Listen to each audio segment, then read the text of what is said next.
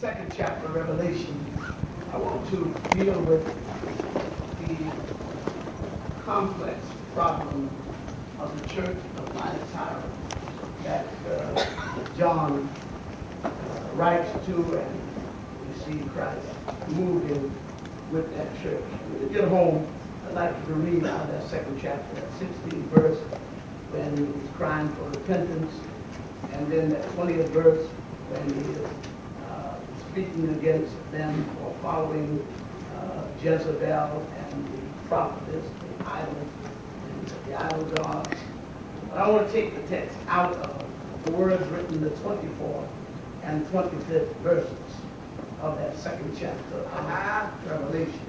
But unto you, I say, and unto the rest in Thyatira, as many as have not this doctrine, which have not known the depths of Satan as they speak, I will put upon you none other burden, but that which ye have already. Hold fast till I come.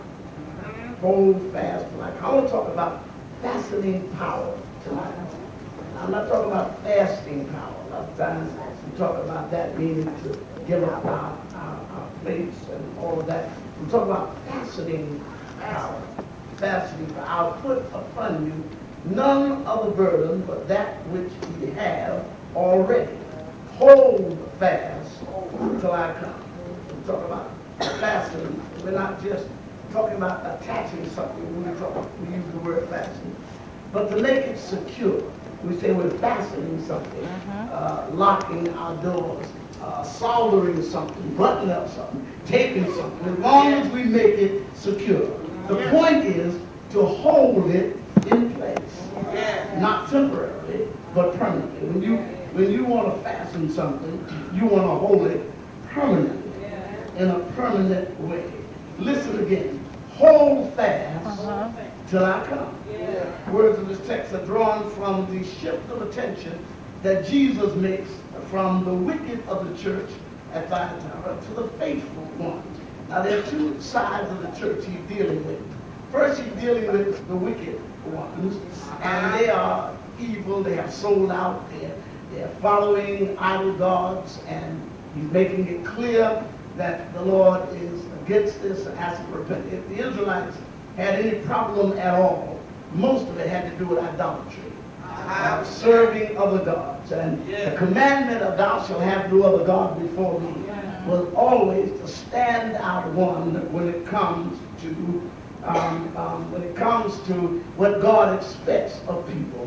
And even today, that's one thing God will not tolerate. He put up with a whole lot of things, but he will not tolerate with us worshiping and serving another God other than himself. And we must keep that in mind, even when we make things to be a God and make people out to be a God. I don't care how holy and righteous any of us are. We know that we're not God, and we can't be worshipped as God. And yet, many of us still do that. We still fall to the prey of con people and cult leaders and people that try to set them. So at every age we've had somebody who walked around saying they're God, like Father Divine and Prophet Jones, and we've had them in history. And then we have those who are easily persuaded because we crave a God that we can see and not one that we worship in faith. And so the children of Israel had this problem, and the church of Thyatira was a major problem, and most of the chapter comes down on the wicked. But then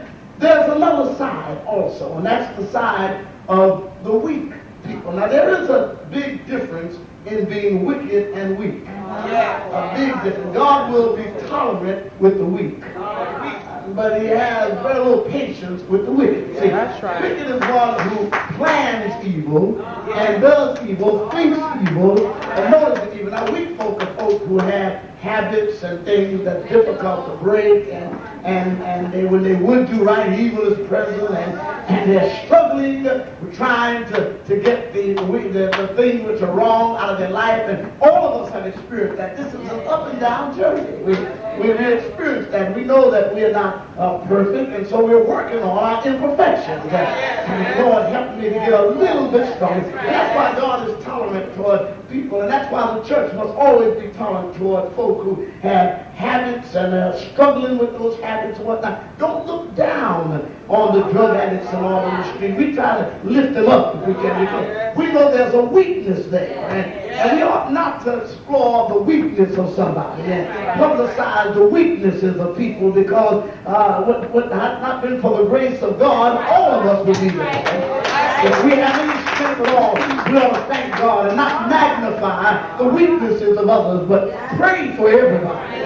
That God might. And so God had a lot of tolerance for the weak folk. And so in the 24th verse, he makes that shift over there, that you could be faithful, God could use you. He draws attention from these other wicked sides to the faithful and said they're weak, and I'm trying to build them up, and I have sympathy for them.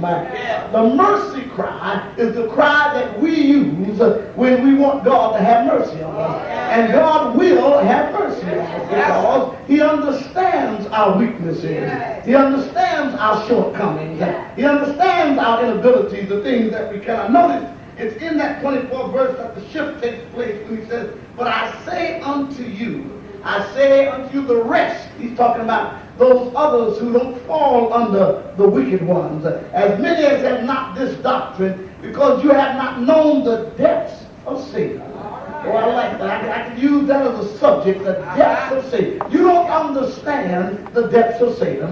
Satan has you fooled, and that's why you're in your weaknesses. He has you fooled. He has tricked you because you don't understand the depths of Satan, how deep Satan is, and how tricky Satan is, and all. And because of that, you have fallen into the trap, and you're falling prey to that. He said, but unto you I say that you don't have this doctrine. You're not holding to the doctrine as you would. You've been seduced by Jezebel. Read that. Jezebel representing the wickedness and idolatry. Yes. You have been seduced by those who are following Baal and idol gods. You've been seduced by them. You didn't understand it. You were blind to what you were doing. And that's where sympathy is. That's why Jesus said from the cross, Father, forgive them, for they know not what they do.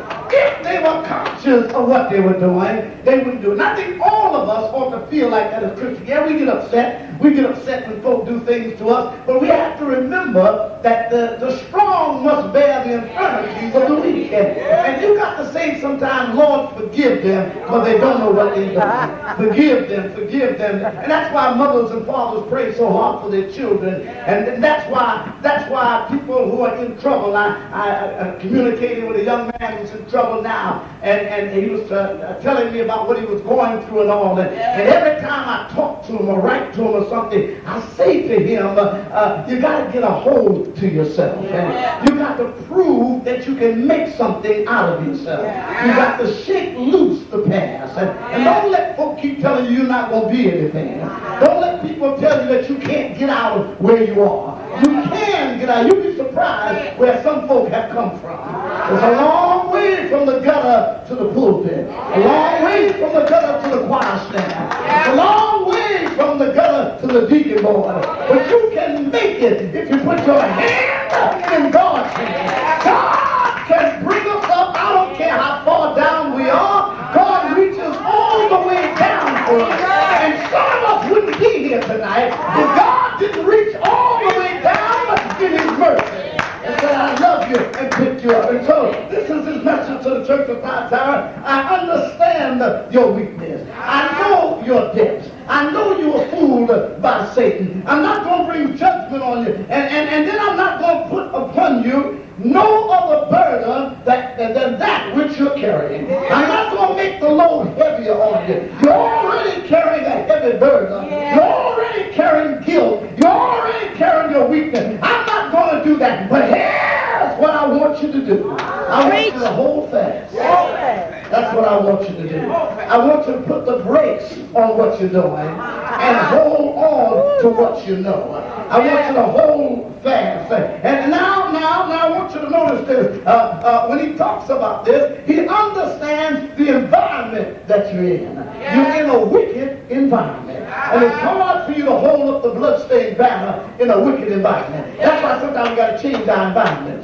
We don't want to do it. We don't want to let anybody down. See, most of us don't want our friends to think that we've outgrown them and that we're more holier than they are and we're better than they are. But I tell you, some folk you got to break loose from. You have to. If you don't do it, they will drag you all the way down. They're satisfied with what they're doing. They're satisfied in their wickedness. I heard a lady testify one time. I always thought that was a fine testimony. Holy Trinity. She said, "Oh, I remember when I was on my way to hell and enjoying the trip." Now you know that's the bad. In other words, I was going down and I didn't even feel bad about it. I was enjoying the trip that I was on there. She said, but the Lord got a hold of me. When the Lord got a hold of me, I looked back over my shoulder and I realized where God had brought me from. And then I was able to stand up for Christ. So I come to tell you tonight, sometimes you got to break the environment around you. God knew it. Christ is saying here, the environment around you is a wicked environment. And I know it's hard for you to trust me in that kind of environment. But you got to kind of move away from the environment. I'm not asking anybody to give up their friends. You can love, we have friends, all of us have friends everywhere. I can drive down the street and see the wino and he'll wave, "How you doing, Rev?" And I pray for him. I'm not going to snub him. I'm not higher than he is. Had it not been for the grace of God, I'd be out there where he is. I understand that. But when it comes to living a righteous life, sometimes you got to break away from those that are holding you down. Don't let anybody steal your joy. Don't let anybody rob your conviction. Don't let anybody take from you your salvation. Don't let anybody interfere with your connection with God. So this is what he's saying to the church of Thyatira. I'm going to finish it. I understand that even though many of you are also weakened, he said, I want you to know here that because you are ignorant of the depths of Satan and you didn't understand the hold that he had on you, because you don't understand that, I want you to know that I understand. I want you to, and John says, and he says to John, tell them that I know. And he keeps on repeating that phrase in Revelation. Tell them I know what they're going through. Tell them I know how much they can bear. Tell them I understand their weakness. Isn't anybody nice tonight to know that Jesus understands? He knows when we're weak. He knows when we're strong. He knows just how much we can bear. He knows when the load gets heavy on our shoulders. He knows when the road is rough. He knows when the tunnels get hard to go through. He knows when the mountains are hard to climb. He knows when the rivers are deep. Since he knows all that, he said, what I'll do is I'm going to help you by taking you by your hand. And I'm not going to put upon you any other greater burden. Now, let me interpret that and I'm finished now. No other charge, because this is what they were looking for. They said, we'll be all right when we get a new charge from God. See, that's what we need. We need a new conviction. And in this day and age, Pastor, maybe I've lived too long, Pastor Adam, but in this day and age, we're always looking for something new. A new religion, a new form, a new doctrine. But I come to tell you, it's the same old story. That Jesus died for the sins of the world. I have never had any reason to change my preaching. I preach the same gospel about the same Jesus who died on the cross.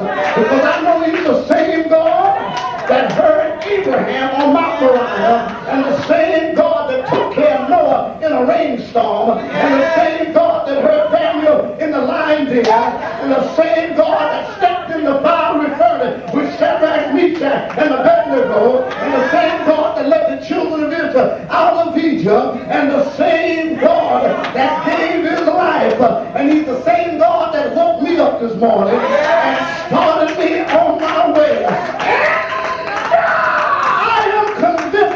That he'll be God on tomorrow.